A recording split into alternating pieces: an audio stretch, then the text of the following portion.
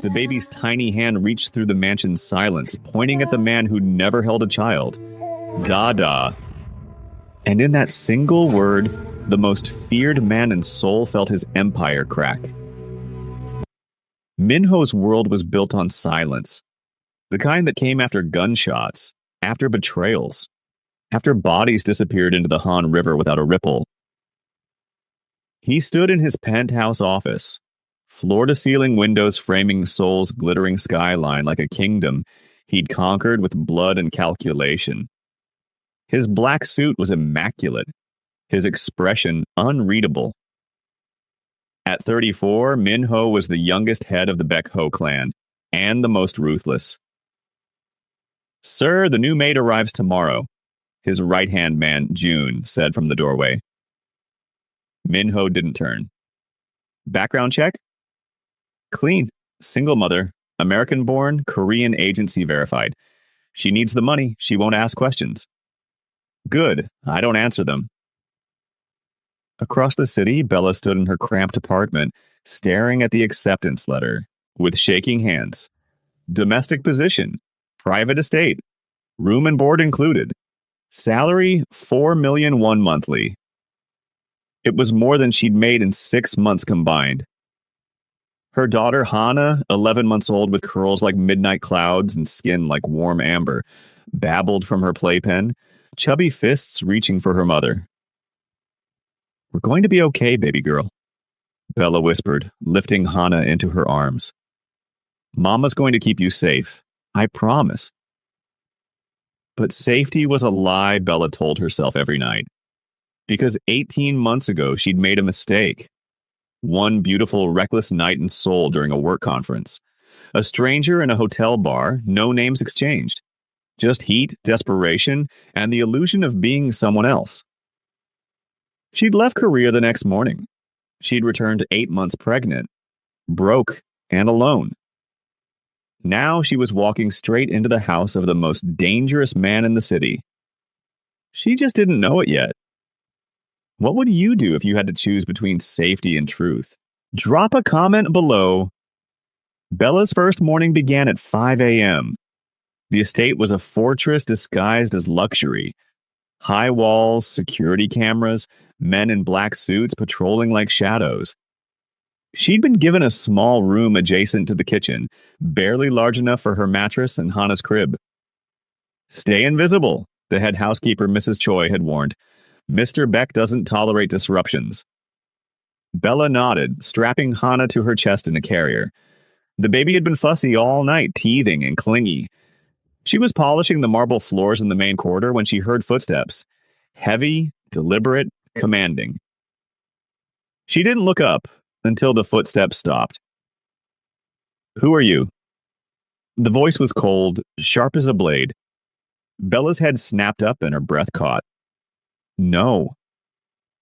Minho stood 3 feet away, his dark eyes locked on her face.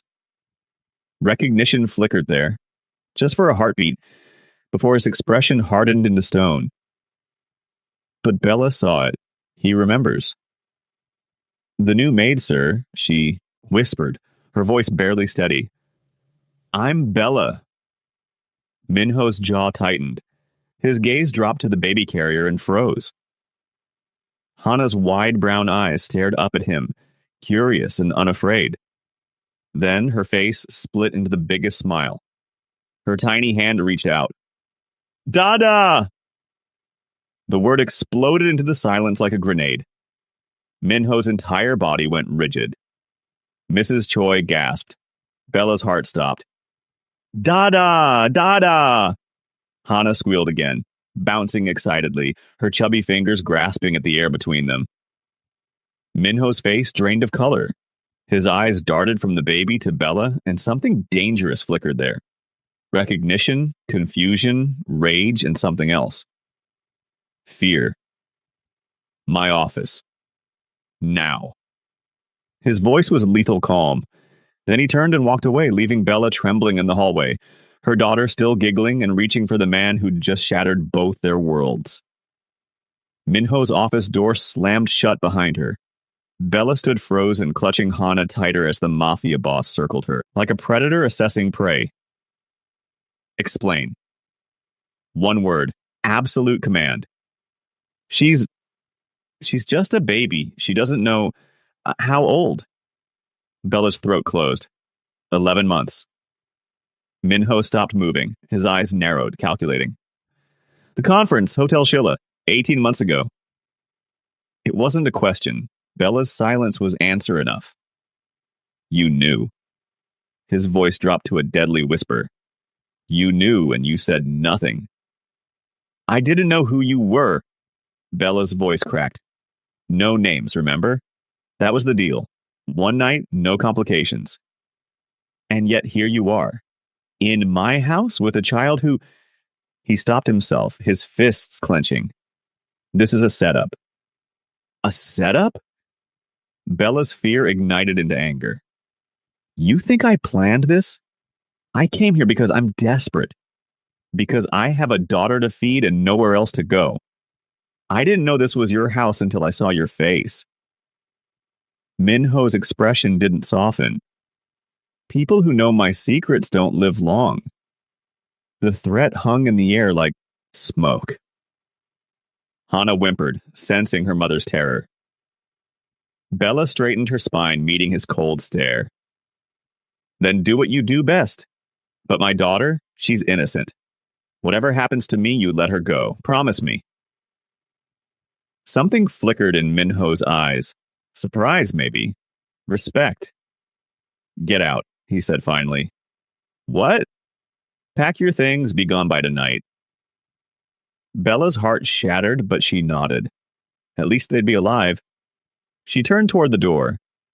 Wait. Minho's voice stopped her. Blood test, today. If that child is mine, everything changes. Bella looked back at him, tears burning her eyes. And if she is? Minho's expression was unreadable. Then neither of you is going anywhere. The doctor arrived within the hour. Discreet, expensive, terrified of Minho.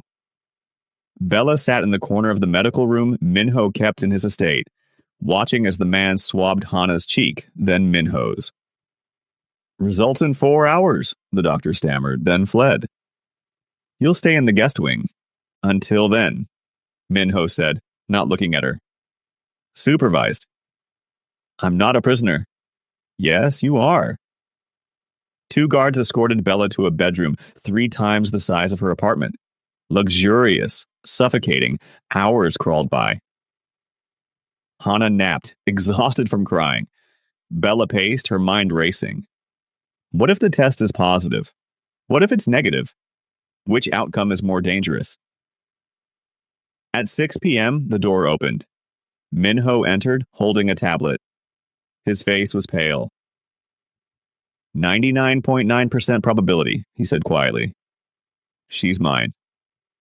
Bella closed her eyes, relief and terror colliding. So what now? You pay me off? Threaten me into silence? No. Minho set the tablet down, his hands shaking, barely, but Bella saw it. Now we talk. He sat on the edge of the bed, suddenly looking less like a mafia boss and more like a man drowning. I never wanted children, he admitted. My world is violence, blood. I buried my humanity years ago because it's the only way to survive. Then why keep us here? Minho's eyes met hers, raw and unguarded for the first time. Because when she called me Dada, something inside me broke. Or woke up. I don't know which. He exhaled shakily. I've killed men for less than lying to me. But when I look at her... He trailed off. Bella's voice softened. She didn't choose this. Neither did I. I know. Minho stood. But she's my blood. And in my world, blood is everything. I protect what's mine. She's not property. No, Minho agreed, his gaze intense. She's my daughter, and you're her mother, which means you're both under my protection now, whether you like it or not. Would you trust a dangerous man to protect your child? Or run? Comment your thoughts and subscribe so you don't miss what happens next. That night, Bella couldn't sleep. She found Minho in his study, whiskey in hand, staring at a photograph on his desk. "Can't sleep either?" she asked softly. He didn't answer, but he didn't tell her to leave. Bella stepped closer, glimpsing the photo, a young boy, maybe 7, with Minho's eyes. Next to him, a woman with a kind smile. "Your family?" "My brother and my mother." Minho's voice was hollow. "Both dead, killed by a rival clan when I was 16. Bella's breath caught. "My father was the boss then. He taught me that love is weakness, that attachment gets you killed." Minho's grip tightened on the glass. "So I became what he wanted. Cold, ruthless, untouchable." "Is that why you were at that hotel bar?" Bella asked gently. "Running from yourself?" Minho's eyes snapped to hers, surprised by her perception.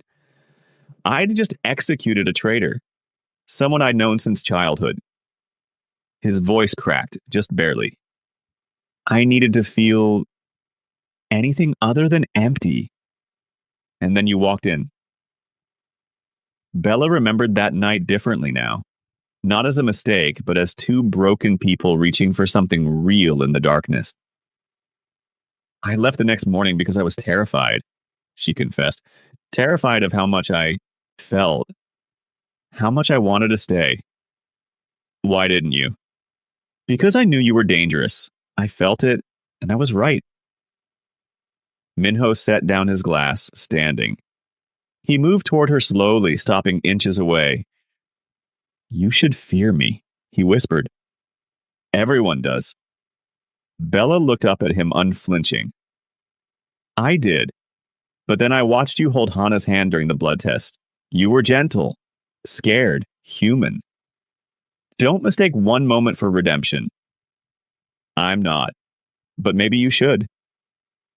Silence stretched between them, heavy with unspoken truths. Then Minho did something unexpected. He reached out and touched her cheek, softly, reverently, as if she might break. "You terrify me more than any enemy ever has." The next 2 weeks were surreal. Minho cleared his schedule, something his men whispered about in disbelief. He spent mornings with Hana, teaching her Korean words, watching her take wobbly steps across his office floor. Bella observed from the doorway, her heart aching at the sight. "Da!" Hana squealed, falling into Minho's arms. He caught her effortlessly, and for a moment he smiled. A real, unguarded smile that transformed his face. "She's fearless," Bella said, stepping inside. "She gets that from you." The compliment caught her off guard. "I'm not fearless. I'm terrified every second." Minho looked at her. "Fear and courage aren't opposites. You crossed an ocean, alone and pregnant, to build a life for her. That's not weakness." Bella's eyes stung. "You're not what I expected." "What did you expect?" "A monster." "I am a monster." Minho's voice hardened. "Don't forget that." But Bella saw through him now. That evening, after Hana was asleep, Minho found Bella on the terrace. "I've arranged new identities for you both," he said quietly. "Papers, bank accounts, a house in New Zealand. Far from this life. Far from me." Bella's heart plummeted. "You're sending us away?" "It's safer." "For who, us or you?" Minho's jaw clenched. "Both." "What if I don't want to go?" His eyes snapped to hers, vulnerability flashing there. "You should. This world will destroy you." Bella stepped closer. "You keep saying that, but maybe I'm stronger than you think. Maybe Hana needs her father. Maybe..." She hesitated. "Maybe I need you too." The confession hung between them. Minho's hand lifted, cupping her face. "I don't deserve you." "Maybe not, but you have me anyway." He kissed her then, Desperate, fierce, full of everything he couldn't say. When they pulled apart, his forehead rested against hers. If you stay, there's no going back. Then I'm staying. Everything fell apart on a rainy Thursday. Bella woke to shouting, gunshots. She grabbed Hannah and ran toward Minho's office.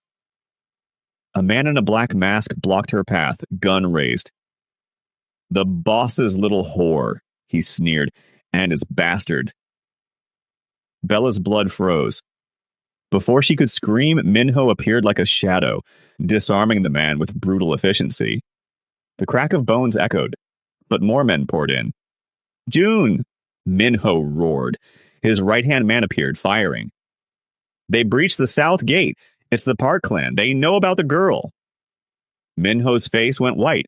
He turned to Bella. Go, now. There's a safe room behind the library. Code is Hana's birthday. I'm not leaving you. Go! He roared, just as a bullet shattered the window beside them. June grabbed Bella's arm, dragging her away as Minho stayed behind, drawing enemy fire. The safe room was cold, silent. Hana cried. Bella held her, trembling, listening to the gunfire above. Hours passed. When the door finally opened, it wasn't Minho. It was June, bloodied and grim. He's alive, barely, but Bella? June's voice cracked. The Park clan knows everything. They'll never stop hunting you. Minho. He's decided to end this. End what? The engagement to Park Ji-woo, the treaty marriage that would have stopped this war. June looked broken. He's choosing you, and it's going to get him killed. Bella's world tilted. Engagement? He never told you? June laughed bitterly. Of course not. He was supposed to marry her next month, unite the clans. But he called it off 3 days ago. For you. Bella felt sick. Take me to him. Bella, now. She found Minho in his room, bandaged, pale. You lied, she whispered. He didn't deny it. You chose me over peace, over your people. Yes. You selfish bastard? Tears streamed down her face. I would have left. Hannah and I would have disappeared. But you... I love you. 3 words. Raw, desperate. I love you, and I'm not sorry. Bella left that night. She took Hana and disappeared into Seoul's crowded streets, using the emergency cash Minho had hidden in her room. For 3 days, she lived in a cheap motel, ignoring Minho's calls. He'll get himself killed. For me. For us. The thought haunted her. On the 4th day, June found her. He's meeting the Park clan tomorrow, alone, unarmed, to negotiate peace. Bella's stomach dropped. That's suicide. I know. He knows. But he's doing it anyway. June's eyes were red. He said if he dies, at least you and Hana will be free. The Park clan wants his head, not yours. No. Bella stood, determination hardening her voice. No, I'm not letting him do this. What can you possibly... I'm going with him. June stared. Are you insane? Probably, but I'm also the mother of his child. That means something in your world, doesn't it? Blood, family, legacy. June's eyes widened with understanding. You're going to claim your place. I'm going to save him. The meeting was set in a warehouse by the docks. Minho arrived at dawn, alone. Park Ji-woo waited, her clan's soldiers surrounding her like a wall. You humiliated me, she said coldly. Broke our engagement for some foreign whore and her bastard? Minho's fists clenched, but he said nothing. So here's the deal. Your life or hers. Choose. Before Minho could answer, the warehouse door opened. Bella walked in, holding Hana. No. Minho started toward her, but Park's men blocked him. Bella's voice rang clear. I'm Bella, mother of Minho's daughter, his blood, his family. She met Park Ji-woo's eyes without flinching. You want revenge? Take it. But know this, you'll be killing the mother of the next Baekho heir. And that makes you a child killer. Is your pride worth that stain? What would you risk for love? Comment below and subscribe. The ending will blow your mind. Silence. Then Park Ji-woo laughed. Cold, sharp. Bold, stupid, but bold. She circled Bella like a shark. You think motherhood makes you untouchable? No, but it makes me family, and even your clan has rules about family. Park's eyes narrowed. Minho's voice cut through. She's right. You kill her, you violate the old code. Your own elders will turn on you. The tension was suffocating. Finally, Park Ji-woo smiled, a predator's smile. Fine, I'll let her live. But you owe me, Minho, a debt to be called when I choose. Minho nodded. Once. Agreed. Park's soldiers parted. Bella ran to Minho and he caught her, pulling her and Hana into his arms, trembling. You foolish, reckless, beautiful woman, he whispered into her hair. You could have died. So could you. Why did you come back? Bella pulled back, meeting his eyes. Because I love you. Because Hana deserves her father. Because I'm done running. Minho's eyes glistened. I don't deserve you. You keep saying that. I'm starting to think you're right. Bella smiled through tears. But you're stuck with me anyway. He kissed her then, fierce and desperate and full of promise. Hana giggled, patting both their faces. Dada, mama. Minho laughed, a sound Bella had never heard from him, pure, unguarded joy. 6 months later. The estate had changed. Laughter echoed through the halls now. Hana's toys scattered across Minho's once pristine office. Bella stood in the garden, watching Minho chase their daughter, both of them laughing. Dada, catch! Hana squealed. He scooped her up, spinning her around, and Bella's heart swelled. He'd left the Mafia, transitioned power, built a legitimate empire instead, for them. He caught Bella's eye and smiled, that rare, real smile reserved only for his family. Come here, he called. Bella joined them, and Minho wrapped his arms around both his girls. I found my redemption, he whispered against Bella's temple. In a word, in a heartbeat, in you. Hana pointed at the sky. Dada, bird. Yes, baby, birds. And in that moment, the most feared man in Seoul was just a father, a lover, a man reborn. So, what did you think? Did Bella and Minho's love story capture your heart? Drop a comment telling us your favorite moment. And if you love this journey, smash that subscribe button and turn on notifications. We've got more incredible stories coming your way. See you in the next one.